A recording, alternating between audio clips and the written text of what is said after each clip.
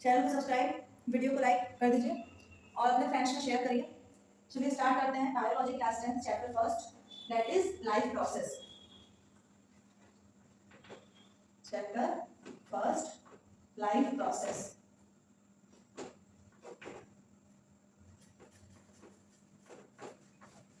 Life process, life की क्या process होती है? सबसे पहले एक टर्म आता है जो कि मोस्ट इंपॉर्टेंट है जानना, life span. What do you know about life span? Life span से हम ये समझते हैं कि जब किसी भी बच्चे का जन्म होता है और जब उसकी डेथ होती है, ये पूरा जो टाइम होता है, इस टाइम को हम कहते हैं लाइफ स्पैन। यानी कि बर्थ टू डेथ तक का जो समय होता है उसे हम कहते हैं लाइफ स्पैन। लेकिन ये चीज ध्यान रखना है कि जो डेथ हो रही है वो एक्सीडेंटल नहीं जबकि नेचुरल डेथ होनी चाहिए। तो इस प्रोसेस को हम कहते हैं लाइफ स्पैन, कि जब एक बच्चे का जन्म हो रहा है और उसकी डेथ हो रही है तो इस प्रोसेस को लाइफ स्पैन कहेंगे। अब हमें जानना है difference between what is a life and what is not a life। Means alive क्या है और नॉट अलाइव क्या है। तो देखिए, इंसान है, जानवर है, हम लोग मूव कर सकते हैं, ठीक है, हम लोग भोजन करते हैं, मूव कर सकते हैं। लेकिन अगर हम बात करें प्लांट्स की, प्लांट्स क्या मूव कर पाते हैं? तो यस, प्लांट्स भी मूव करते हैं, उनकी ब्रांचेस भी मूव करती हैं। लेकिन अगर हम बात करें टेबल की या इस बोर्ड की, तो क्या ये मूव कर पाएंगे? नहीं। तो ये क्या है? नॉट अलाइव, ये लाइव नहीं है, ठीक है। तो अगर हम बात करें, क्वेश्चन आता है कभी कभी एग्जाम में भी पूछ देता है बोर्ड के, और ये क्वेश्चन कई राउंड पूछ के रखा है एग्जाम में कि आप क्या सोचेंगे जब कोई एनिमल सोया हुआ है या फिर कोई ह्यूमन सोया हुआ है, तो आप क्या समझेंगे कि वो जिंदा है या फिर अनलाइव है, वो उसकी मृत्यु हो चुकी है। कैसे आप प्रूव करेंगे? ऐसे तो आपको पता है कि वो लाइव है, पर कैसे आप प्रूव करेंगे कि वो लाइव है? तो हमें पता चलता है उसकी मेटाबॉलिक और कैटाबॉलिक एक्टिविटीज से, क्योंकि वो उस समय भी ब्रीदिंग कर रहा होता है। इनफैक्ट उसकी बॉडी में हार्ट बीट रेगुलर बेसिस पे चल रही होती है। तो इससे हम पता कर सकते हैं कि सोया हुआ भी अगर कोई एनिमल है, कोई ह्यूमन है, तो क्या है? अलाइव है। ये क्वेश्चन एग्जाम में पूछता है, ज्यादा नंबर तक नहीं, पर 1 से 2 नंबर का क्वेश्चन ये आंसर पूछता है। तो आप लोग इस चीज को ध्यान रखिएगा, नोट कर लीजिएगा इस आंसर को। अब एक क्वेश्चन पूछता है, what about plants? What about plants? How do we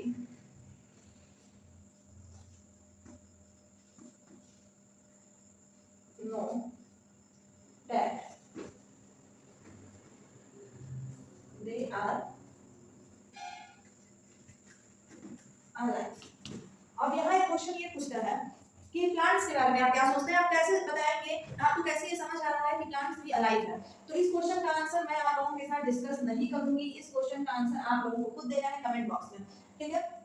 comment box में आप लोग इस क्वेश्चन का आंसर बताइएगा, और अगर आप लोगों को ना समझ में आए, कोई डाउट हो, तो मैं डाउट क्लियर करूंगी। पर ये क्वेश्चन जो है आप लोग छोटे क्लासों में भी पढ़े होंगे, तो इसका आंसर आप लोग इजीली कर सकते हैं। कमेंट सेक्शन में आप लोग इसका आंसर मेंशन कर दीजिएगा।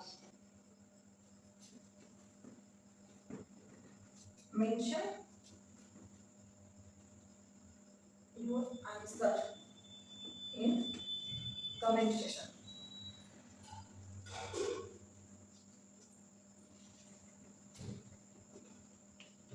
आप लोग इस क्वेश्चन का आंसर कमेंट सेक्शन में मेंशन कर दीजिएगा। अब हमें स्टार्ट करना है इस चैप्टर का main topic, that is life process. What is life process? हमारा टॉपिक है life process.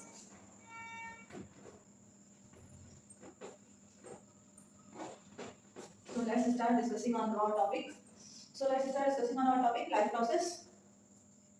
What is life process? Life process क्या होता है? What is life process? Life process क्या है, क्या हम समझते हैं लाइफ प्रोसेस से? तो लाइफ प्रोसेस यानी कि लाइफ जो, जब एक बच्चे का जन्म हो रहा है और जब उसकी मृत्यु हो रही है, ठीक है, क्या हुआ? सबसे पहले प्रोसेस में क्या होता है? बर्थ होता है, ठीक है। बर्थ के बाद क्या होता है? बच्चा जो है चाइल्डहुड स्टेज में आता है, and then adulthood stage,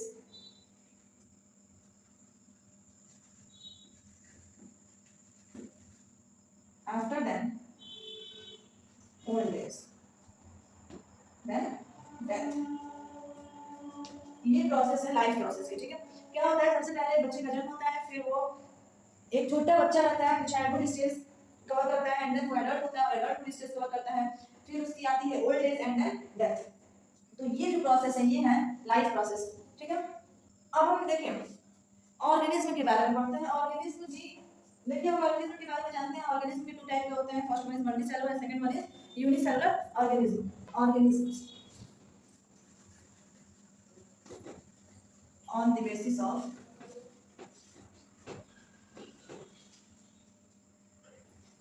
number of cell, number of cell। कितने टाइप के होते हैं, दो टाइप के होते हैं, ठीक है। फर्स्ट वन इज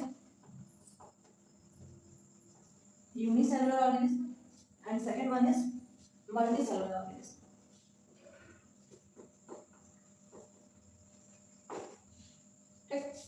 हम जानते हैं what is unicellular organism and what is multicellular organism. ये सब आप लोगों ने अपने छोटे क्लासेस में कवर किया होगा ये टॉपिक। यूनिसेलुलर ऑर्गेनिज्म कितने सेल से मिलकर बने होते हैं, सिंगल सेल। और अगर हम बात करें मल्टीसेलुलर ऑर्गेनिज्म तो ये कितने सेल से मिलकर बने होते हैं, 2 और मोर देन 2 सेल, ठीक है। यूनिसेलुलर ऑर्गेनिज्म सिंगल सेल से मिलकर बने होते हैं, वही मल्टी यूनिसेलुलर ऑर्गेनिज्म की बात करें तो ये सिंगल सेल से बने होते हैं, और अगर हम बात करें मल्टीसेलुलर की तो ये 2 और मोर देन 2 सेल से बने होते हैं, ठीक है। अगर हम बात करें नेक्स्ट पॉइंट यूनिसेलुलर में, तो इनमें कोई स्पेसिफिक पार्ट नहीं होता है, नो स्पेसिफिक ऑर्गन, इनमें कोई भी स्पेसिफिक ऑर्गन नहीं होता है किसी भी लाइफ एक्टिविटीज के लिए। और हम बात करें मल्टीसेलुलर ऑर्गेनिज्म की तो इनकी स्पेसिफिक ऑर्गन वेल स्पेसिफाइड होता है, ठीक है। स्पेसिफिक ऑर्गन प्रेजेंट होते हैं इनके पास। ये कुछ मेन पॉइंट्स हैं। यूनिसेलुलर सिंगल सेल होता है, मल्टीसेलुलर 2 और मोर देन 2 सेल होता है। वही बात करें स्पेसिफिक ऑर्गन की तो इनके पास कोई स्पेसिफिक ऑर्गन नहीं होता है और इनके पास स्पेसिफिक ऑर्गन प्रेजेंट रहता है, ठीक है। अब हमें पढ़ना है न्यूट्रिशन के बारे में। हमारा नेक्स्ट टॉपिक है nutrition. So our next topic is nutrition.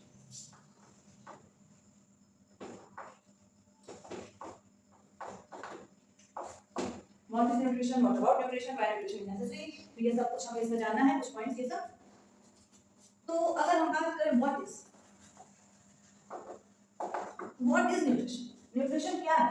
तो इसकी एक डेफिनेशन है कि जब हम लोग वॉक करते हैं या फिर राइड करते हैं बाईसाइकिल से, तो हम लोग एनर्जी यूज करते हैं। बाईसाइकिल को राइड करने के लिए हम लोग एनर्जी यूज करते हैं, या फिर अगर हम नॉर्मली वॉक भी कर रहे होते हैं रोड पे तो उसके लिए हम क्या यूज करते हैं, एनर्जी यूज करते हैं।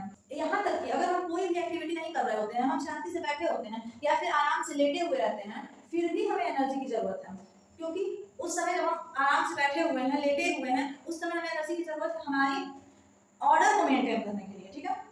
जो हमारी लाइफ प्रोसेस के ऑर्डर है उनको मेंटेन करने के लिए भी क्या चाहिए, एनर्जी चाहिए। यहाँ तक कि अब हम बात करें तो हमारे अंदर एनर्जी कहाँ से आएगी, तो हमारे अंदर एनर्जी आएगी कुछ बाहरी चीजों से, जैसे कि हमें प्रोटीन विटामिन वाली चीजें लेनी चाहिए, खानी चाहिए, जिससे कि हमारे पास क्या आएगी, एनर्जी आएगी। हम ग्रो कर सकते हैं, एनर्जी से डेवलप कर सकते हैं, जिससे हमारे अंदर प्रोटीन की सिंथेसिस होगा जब हम बेनिफिशियल चीजों को खाएंगे तो। और ये सोर्स ऑफ मटेरियल कहाँ से मिलेंगे एनर्जी के, तो ये सोर्स ऑफ मटेरियल मिलेंगे फूड से, ठीक है। सोर्स ऑफ एनर्जी क्या होता है, वन एंड ओनली फूड। आपको एनर्जी से कहाँ से मिल सकती है, फूड से। अगर बात करें next topic, how do living organism get their food,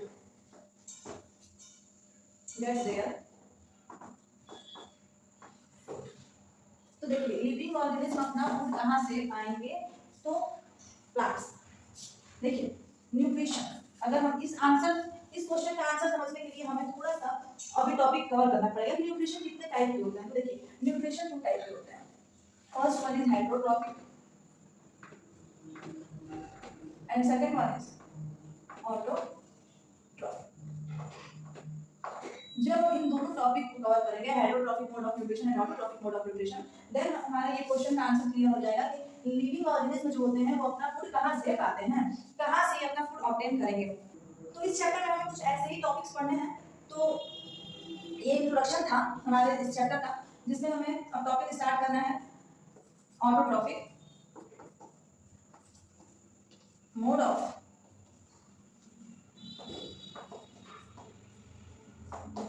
nutrition. ठीक है, autotrophic mode of nutrition. Autotrophic mode of nutrition, autotrophic का मतलब आप लोग पहले से भी जानते होंगे। ऑटोट्रॉफिक यानी कि अपना भोजन खुद बनाने वाले। कौन बनाता है अपना खाना खुद से? प्लांट्स। ऑटोट्रॉफिक कौन होते हैं? प्लांट्स। प्लांट्स अपना खाना खुद बनाते हैं। किस प्रोसेस से? फोटोसिंथेसिस प्रोसेस से। फोटोसिंथेसिस प्रोसेस में किसकी जरूरत होती है? प्लांट्स किसकी नीड करते हैं? सनलाइट,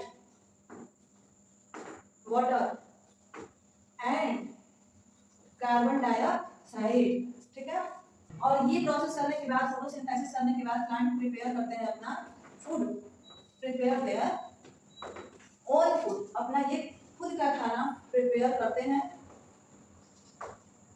और जब अपना ये खुद का खाना प्रिपेयर करते हैं तो इसी को हम लोग कहते हैं कि कौन सा न्यूट्रिशन मिला? ऑटोट्रॉफिक न्यूट्रिशन मिला। ठीक, अब इसको हम एक रिएक्शन के थ्रू भी समझते हैं। कार्बन डाइऑक्साइड प्लस वाटर जब रिएक्ट करते हैं in the presence of sunlight as well as chlorophyll, तो क्या बनता है? Glucose C6H12O6। ये किसका फॉर्मूला है? ग्लूकोज का, प्लस ऑक्सीजन मिलता है। इनफैक्ट वाटर रिलीज भी हो जाता है, वाटर रिलीज भी हो जाता है। इसका फॉर्मूला, इसका तो सबको नेम पता होगा, कार्बन डाइऑक्साइड, वाटर हो गया ये। तो ये क्या है? ग्लूकोज, ऑक्सीजन और ये वाटर। ठीक, जब कार्बन डाइऑक्साइड वाटर के मॉलिक्यूल से रिएक्ट करता है in the presence of sunlight and chlorophyll, then release होता है ग्लूकोज, ऑक्सीजन और वाटर। यहाँ पे कार्बन डाइऑक्साइड के 6 मॉलिक्यूल्स होते हैं, वाटर के 5 मॉलिक्यूल्स होते हैं, और जब रिएक्शन होने के बाद रिजल्टेंट आता है तो ऑक्सीजन के 6 और वाटर के 6 मॉलिक्यूल रिलीज होते हैं। ठीक है, अब यहाँ पे एक टर्म यूज हुआ है क्लोरोफिल। तो व्हाट इज क्लोरोफिल? क्लोरोफिल क्या है? कहाँ प्रेजेंट होता है क्लोरोफिल? क्लोरोफिल प्रेजेंट होता है इन लीव्स। क्लोरोफिल किस लिए रिस्पॉन्सिबल होता है? Due to this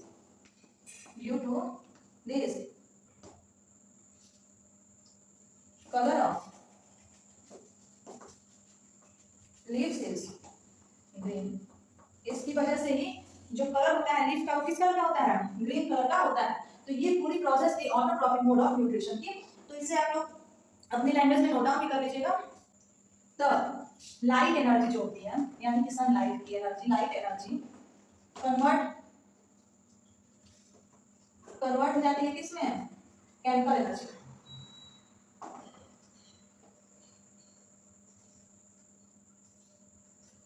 light energy convert हो जाती है केमिकल एनर्जी में।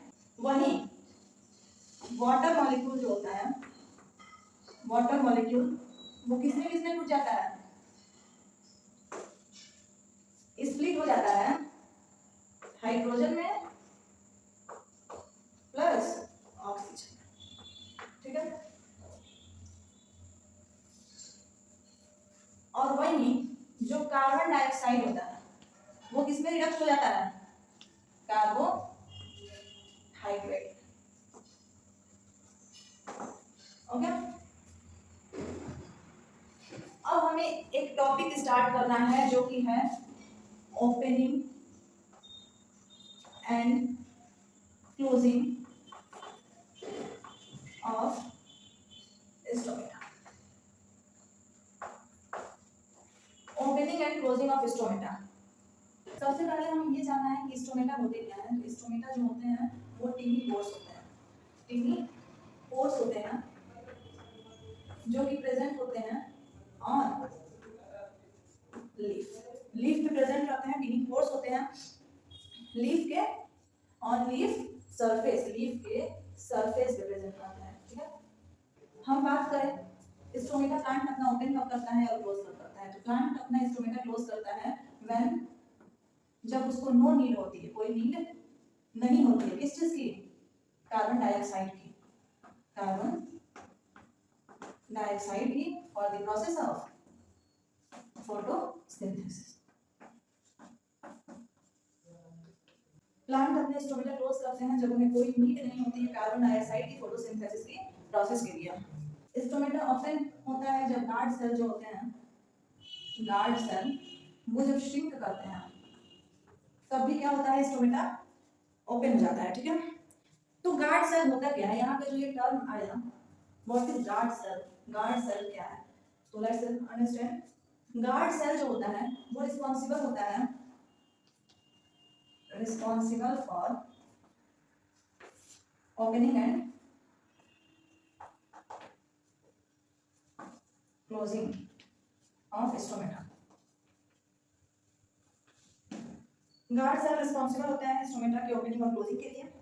तो गार्ड सेल स्वेल कब करता है? तो गार्ड सेल स्वेल तब करता है जब उसको वाटर का उसके अंदर मूवमेंट में लगता है। तो when water movement started in stomata, then guard cell swell, and when water shrink from stomata, then guard cell close, and stomata also close. तो यही था आपके ऑटोट्रॉफिक मोड ऑफ न्यूट्रिशन का एक टॉपिक बचा हुआ रह गया था, opening and closing of stomata का। तो अब हमें स्टार्ट करना है हेटेरोट्रॉफिक न्यूट्रिशन। हेटेरोट्रॉफिक न्यूट्रिशन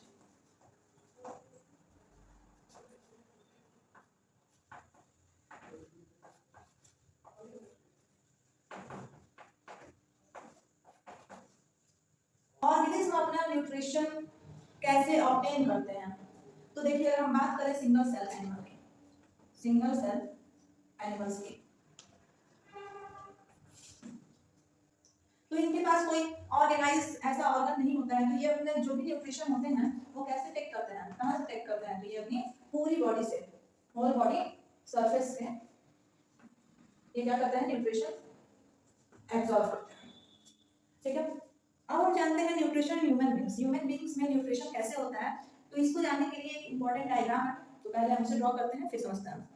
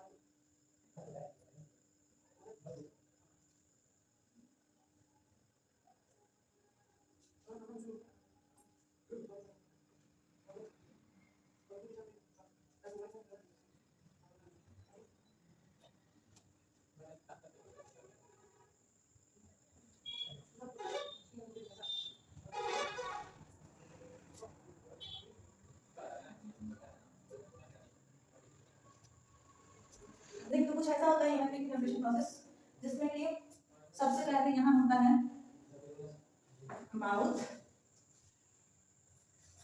टंग, oesophagus, oesophagus, diaphragm,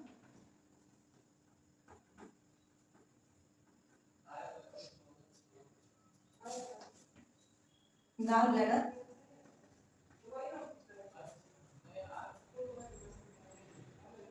gall bladder का काम होता है बाइल स्टोर करने का, स्टोर्स बाइल, बाइल जूस होता है जो कि बाइल डक्ट सीक्रेट करती है। इधर है आपका स्टमक,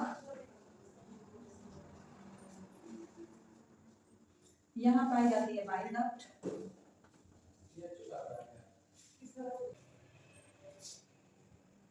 ये है आपका लिवर, यहाँ ये है leaf like structure that is pancreas,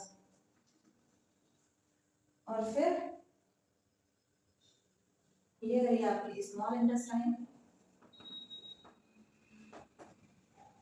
this one is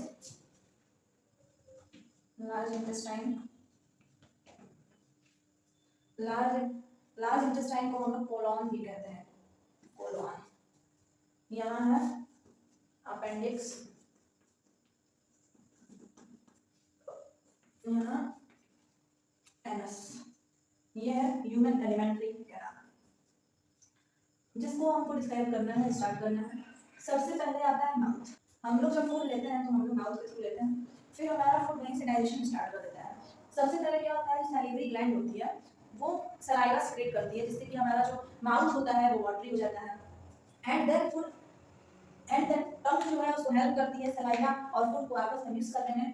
और जब ये दोनों मिक्स हो जाते हैं तो हम इन्हें स्वेल करते हैं ऑइसोफेगस के थ्रू। और जब ये दोनों मिक्स हो जाते हैं तो हम इन्हें स्वेल करते हैं ऑइसोफेगस के थ्रू, और ये पहुंचता है स्टमक में। स्टमक वॉल जो होती है वो बाइल जूस सीक्रेट करती है, जिसकी वजह से फूड जो है और भी छोटे छोटे टुकड़ों में टूट करके और बाइल जूस से मिक्स कर जाता है। एंड देन पैंक्रियास सीक्रेट करती है पैंक्रियाटिक जूस, जिससे कि फूड को हेल्प रहती है कि वो स्मॉल इंटेस्टाइन में जाने के बाद आसानी से बच सके और उसके इंपॉर्टेंट जो भी केमिकल्स और उसके इंपॉर्टेंट जो भी न्यूट्रिएंट्स हैं, नरिशमेंट्स हैं, वो सब स्मॉल इंटेस्टाइन एब्जॉर्ब कर सके। एंड देन जब स्मॉल इंटेस्टाइन में फूड पहुंचता है तो स्मॉल इंटेस्टाइन अपनी वॉल में जो भी इंपॉर्टेंट न्यूट्रिएंट्स, जो भी ब्लड तक पहुंचाने इंपॉर्टेंट रहते हैं, उन्हें वो एब्जॉर्ब कर लेती है। एंड देन वो फूड को पहुंचा देती है लार्ज इंटेस्टाइन में। लार्ज इंटेस्टाइन में जो भी वाटर, जितने भी वाटर नेसेसरी रहता है, जितना भी वाटर प्रेजेंट रहता है फूड में, उसको लार्ज इंटेस्टाइन एब्जॉर्ब कर लेती है अपनी बॉडी में। एंड देन लार्ज इंटेस्टाइन उसको भेज देती है एनस में, और फिर वो आउट ऑफ बॉडी हो जाता है। ठीक है, ये थी पूरी न्यूट्रिशन ह्यूमन बीइंग की प्रोसेस। अब हम इसको थोड़ा सा और, इसमें दो चार पॉइंट है जो कि डिटेल में जानने हैं, तो थोड़ा सा हम इसको समझ लेते हैं ना। जब हम फूड लेते हैं तो जब सलाइवा सीक्रेट होता है तो हमारा जो माउथ रहता है वो वाटर तो हो ही जाता है, उसमें सलाइवा जो होता है एक एंजाइम कंटेंट किया रहता है, जिसका नाम रहता है सैलिवरी अमाइलेज। सैलिवरी अमाइलेज जो होता है वो ब्रेक करता है स्टार्च को शुगर के फॉर्म में, सिंपल शुगर के फॉर्म में स्टार्च को ब्रेक डाउन कर देता है। जो स्टमक है ना, जब फूड इधर से स्टमक में आता है तो स्टमक एक एक्सपेंडेबल ऑर्गन है जो कि एक्सपेंड कर जाता है। ठीक है, जो कि एक्सपेंड कर जाता है जब फूड स्टमक में आता है। तो ये कभी कभी पूछ देता है एमसीक्यू में कि during the time of nutrition, at the time of nutrition कौन सा ऑर्गन जो है वो एक्सपेंडेबल ऑर्गन है। तो एक्सपेंडेबल ऑर्गन स्टमक है, क्योंकि स्टमक में जब फूड आता है तो स्टमक एक्सपेंड कर जाता है। अगर हम बात करें कंप्लीट डाइजेशन कहाँ हो जाता है, तो कंप्लीट डाइजेशन हो जाता है स्मॉल इंटेस्टाइन में। स्मॉल इंटेस्टाइन में डाइजेशन अच्छे से कंप्लीट हो जाता है, जहाँ पे कि कार्बोहाइड्रेट, प्रोटीन्स, फैट सबका डाइजेशन हो जाता है। और इस पर्पस के लिए कि स्मॉल इंटेस्टाइन में कार्बोहाइड्रेट, फैट, प्रोटीन सबका सिक्रीशन, सबका डाइजेशन हो जाए, इस प्रोसेस में हेल्प करते हैं लिवर और पैंक्रियास। ये दोनों अपने जूस को सीक्रेट करते हैं, अपने दोनों ग्लैंड्स के थ्रू डक्ट सीक्रेट करते हैं और स्मॉल इंटेस्टाइन को देते हैं। स्मॉल इंटेस्टाइन को उससे हेल्प मिलती है कार्बोहाइड्रेट, फैट और प्रोटीन के डाइजेशन के लिए। पैंक्रियास जो होता है वो पैंक्रियाटिक जूस सीक्रेट करता है। पैंक्रियास जो है वो पैंक्रियाटिक जूस सीक्रेट करता है, जिसमें कि कुछ एंजाइम्स होते हैं, जैसे कि ट्रिप्सिन जो कि डाइजेस्टिंग प्रोटीन फॉर्म करता है, लाइपेज जो कि ब्रेक डाउन करता है इमल्सिफाइड फैट को, जो एक्स्ट्रा फैट रहते हैं उनको ब्रेक डाउन करने का काम करता है। तो पैंक्रियाटिक जूस में, तो पैंक्रियास में प्रेजेंट एक एंजाइम जिसका नाम है लाइपेज, जो स्मॉल इंटेस्टाइन होती है उसकी आउटर सरफेस पे कुछ small finger like projections present रहते हैं, जिसे हम कहते हैं विलाई। विलाई हेल्प करता है सरफेस एरिया को बढ़ाने में। किससे सरफेस एरिया को, तो स्मॉल इंटेस्टाइन की सरफेस एरिया को बढ़ाने में कौन हेल्प करता है, विलाई हेल्प करता है। तो ये हमारी पूरी प्रोसेस थी न्यूट्रिशन इन ह्यूमन बीइंग की। तो हमारा नेक्स्ट टॉपिक है दैट इज रेस्पिरेशन।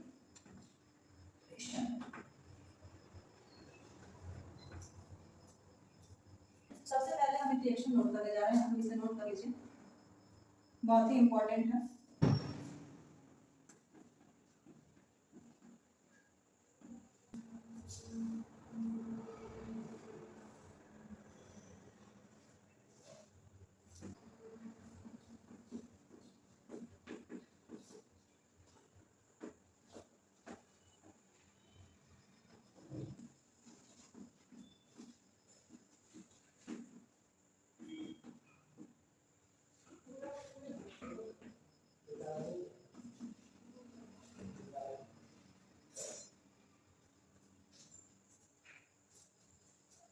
क्या होता है, ग्लूकोज और पाइरुवेट जब रिएक्ट करते हैं तो तीन प्रोडक्ट बनाते हैं। सबसे पहले तीन रिएक्शन होती है, इसमें प्रोडक्ट्स अलग अलग बनते हैं। सबसे पहले C2H5OH यानी कि ethanol plus carbon dioxide plus energy.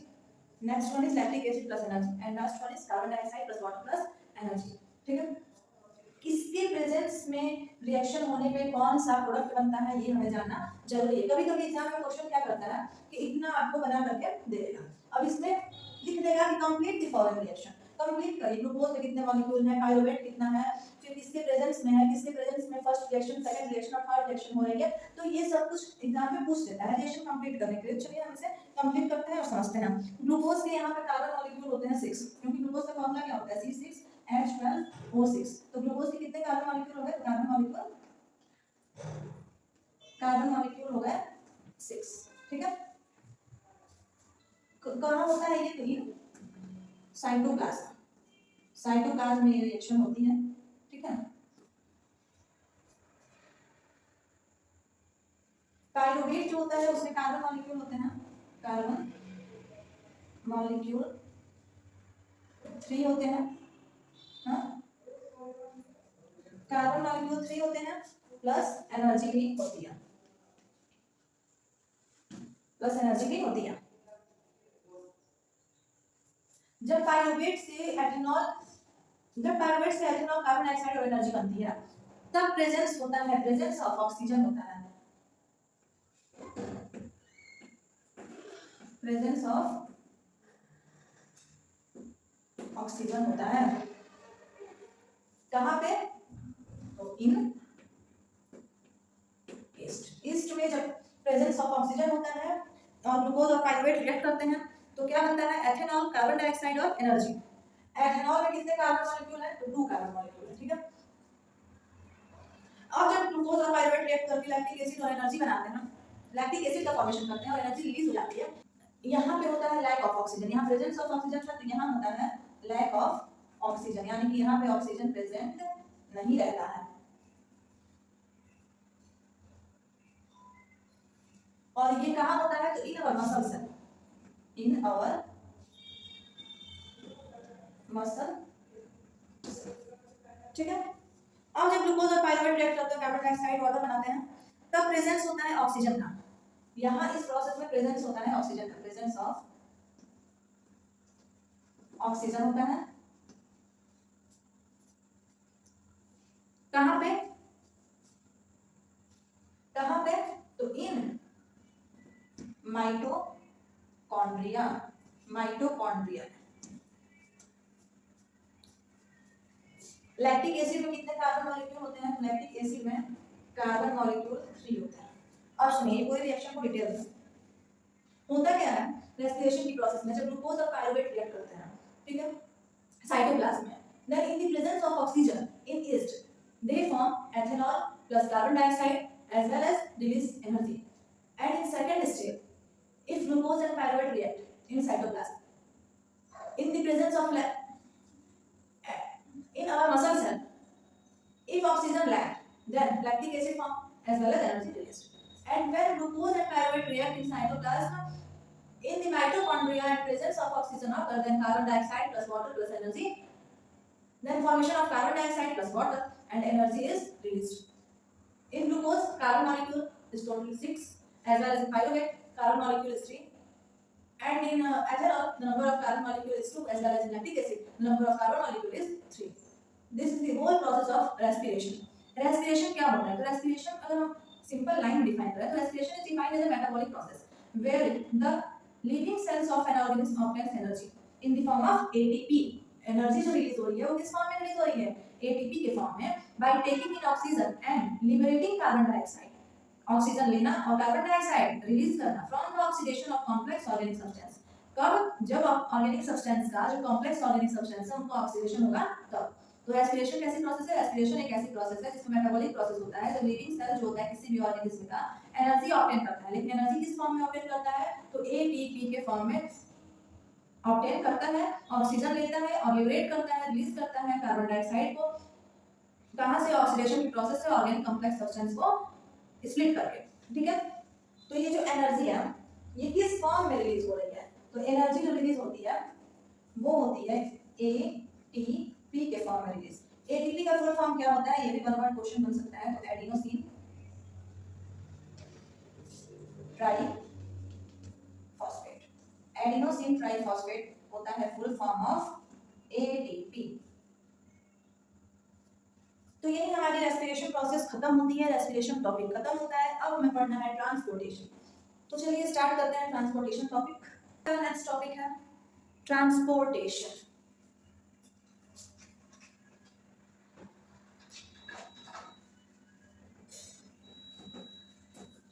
Transportation आज हम सिर्फ इसके बारे में हल्का सा हिंट ले लेते हैं और फिर हम अपने नेक्स्ट पार्ट में पार्ट 3 में इसको पढ़ेंगे। तो the process of moving substances from one place to another within an organism, water and nutrients required for all metabolic activities should be transported in the body of plants and animals. The waste material or excretory products should also move to the region of excretion. ठीक है, transportation क्या होता है कि substance का move करना from one organism to another, from one part to another part of organism. ठीक है, ट्रांसपोर्ट का मतलब क्या होता है कि movement of material from one part of organism to another part of organism. तो हम जानते हैं कि ट्रांसपोर्टेशन है क्या। तो जैसा कि हम जान गए थे कि the process of moving substance from one place to another within an organism is known as transportation. एक ऐसी प्रोसेस जिसमें कि कोई ऑर्गेनिज्म, जिसमें कोई सब्सटेंस मूव करता है, move from one place to another within an organism, जिसमें कोई सब्सटेंस मूव करता है वन प्लेस से अनदर ऑर्गेनिज्म में। तो इस प्रोसेस को हम कहते हैं ट्रांसपोर्टेशन की प्रोसेस। ट्रांसपोर्टेशन एक ऐसी प्रोसेस है जिसमें कोई भी सब्सटेंस जो होता है वो मूव करता है from one place to another within an organism. Okay, क्या सब्सटेंस मूव करता है? तो वो कौन से सब्सटेंस हैं जो कि मूव करते हैं? वाटर, न्यूट्रिएंट्स एंड वेस्ट, ये मूव करते हैं from one place to another within an organism. देखिए एक टर्म यूज होता है प्लांट। पहले हम समझते हैं प्लांट्स। प्लांट्स में आखिर मूवमेंट कैसे होता है? तो एक होता है जाइलम और एक होता है फ्लोएम। तो जाइलम के थ्रू होता है और फ्लोएम के थ्रू होता है। जाइलम क्या करता है? ये वाटर को एंड मिनरल्स को कहां से? रूट से अदर पार्ट में क्या करता है? पहुंचाता है। ठीक है, वाटर एंड मिनरल्स को ट्रांसपोर्ट करता है रूट से अदर पार्ट में। और अगर हम बात करें फ्लोएम की, तो ये ट्रांसपोर्ट करता है किसका? Food from leaves to other part of plant. ठीक है, प्लांट्स में ट्रांसफर करने का काम, ट्रांसपोर्ट करने का काम करते हैं जाइलम और फ्लोएम। जाइलम जो होता है वाटर और मिनरल को रूट से अदर पार्ट में पहुंचाता है, और बात करें फ्लोएम की तो फ्लोएम ट्रांसपोर्ट करता है फूड को लीफ से अदर पार्ट ऑफ प्लांट तक।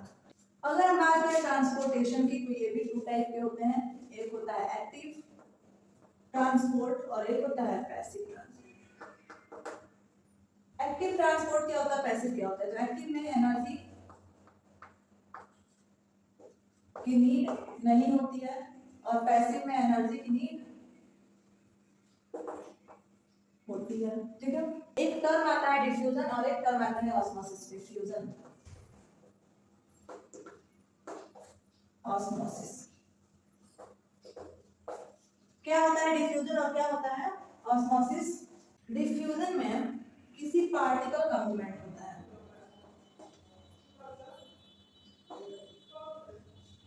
किसी पार्टिकल का मूवमेंट होता है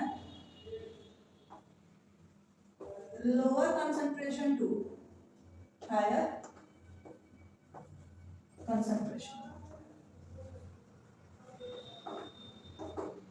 और ऑस्मोसिस में किसी भी सॉल्वेंट का मूवमेंट होता है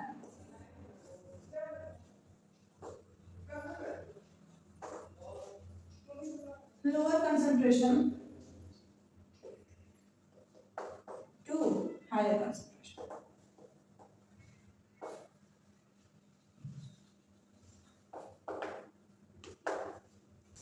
अब हमें ये जानना है कि ट्रांसपोर्टेशन ह्यूमन में कैसे होता है। Transportation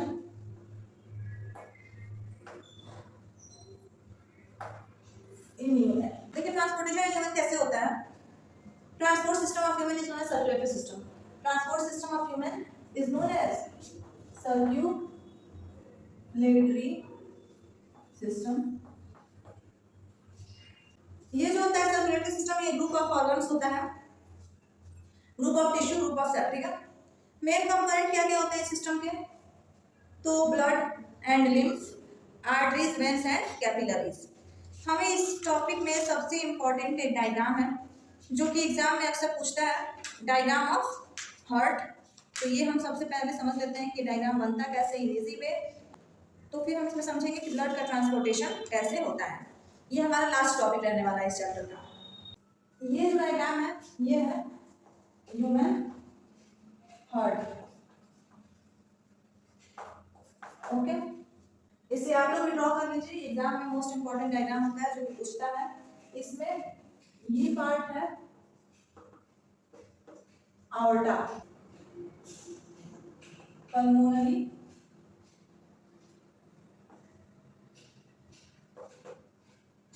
artery, pulmonary vein, mitral valve, aortic valve. ये है लेफ्ट एट्रियम और ये है लेफ्ट वेंट्रिकल। ये है राइट वेंट्रिकल और ये राइट एट्रियम। यहाँ है पल्मोनरी वाल्व,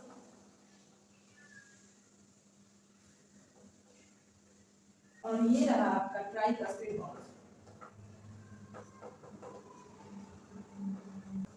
ये है सुपीरियर वेना केवा, ओके। ये है आपका हार्ट का डायग्राम। इसमें कुछ मेन पार्ट्स हैं जो कि आप लोगों को लर्न करने होंगे। Aorta, pulmonary artery, pulmonary vein, mitral valve, aortic valve, tricuspid valve, pulmonary valve, superior vena cava, right atrium, right ventricle, left atrium and left ventricle.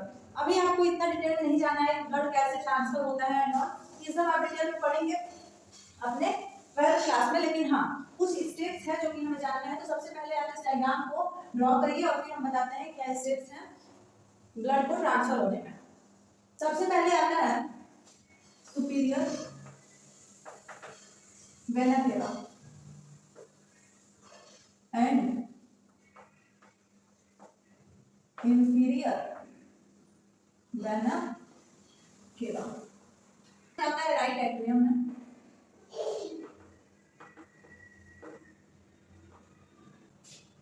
Right atrium से राइट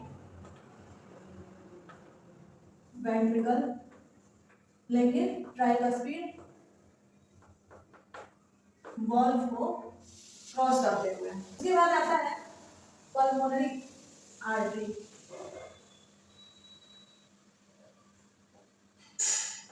पल्मोनरी वाल्व को cross करते हुए। Pulmonary artery से आता है lungs में, और lungs से पल्मोनरी वेन्स में। पल्मोनरी वेन्स से लेफ्ट एट्रियम में,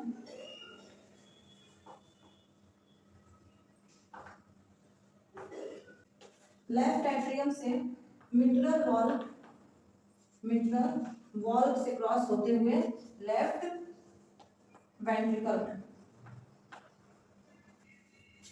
लेफ्ट वेंट्रिकल से आर्टिक वाल्व को क्रॉस करते हुए, आर्टिक वाल्व को क्रॉस करते हुए आवर्टा में पहुंचता है। और जैसे ही आवर्टा में पहुंचता है, आवर्टा उसको कहां ट्रांसफर कर देता है, रेस्ट ऑफ बॉडी में, ठीक है। तो ये प्रोसेस है।